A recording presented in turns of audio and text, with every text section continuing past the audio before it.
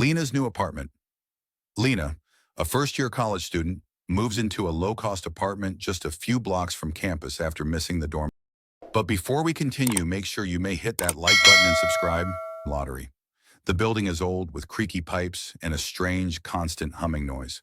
Most tenants are other students, except for one middle-aged man who lives directly across from her. The man, who introduces himself only as Mr. Ellis, always stands silently in his doorway whenever Lena comes or goes. He never speaks. He just watches. Late one night, Lena hears knocking, not at her door, but on her window, 4 stories above ground.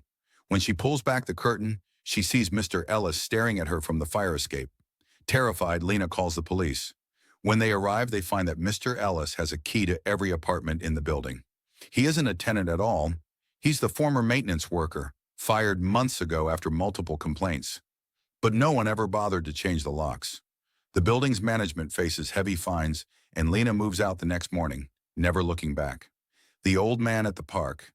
An elderly woman named Jean spends her afternoons at the park, feeding birds and chatting with other regulars. One day she meets a new face, a young man named Avery, who claims to have just moved into the neighborhood. He's charming, polite, and always eager to help Jean carry her things. But soon Jen notices strange things. The same black car parked across from her house every night. Phone calls with no one speaking on the other end. Her dog growling at shadows in the hallway. One afternoon, she overhears Avery arguing with a woman by the swings. The woman accuses Avery of being a collector, of watching, following, and planning. Before Jean can react, the woman storms off, and Avery turns, noticing Jean had been listening. That night, Jean's window is smashed. Police find evidence that Avery had been casing multiple homes in the area, targeting the elderly. He is arrested, but Jean, shaken and distrustful, sells her house and moves in with family. The strange tenant in apartment 2, B. Eli, a young man living alone, notices someone new moving into the apartment below him. 2B. It's an older woman named Mrs. Dawson, who keeps her blinds drawn tight and rarely comes outside.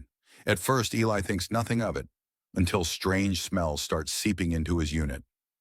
Rotten meat, chemical odors, thick and sickening. When Eli tries to complain, the landlord brushes him off, saying, "Mrs. Dawson is old. Give her some grace." One night, Eli wakes up to faint scratching sounds inside his walls. He follows the noise to a vent and hears whispering.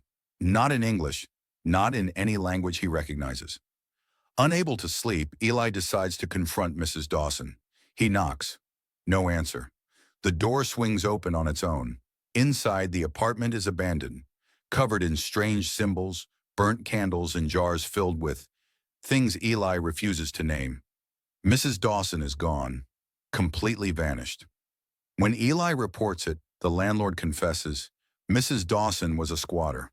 No one had lived legally in 2B for over a decade. They had just pretended not to notice, to avoid dealing with it. Eli breaks his lease the next day, but sometimes late at night, he still hears whispering through the walls. Wherever he goes.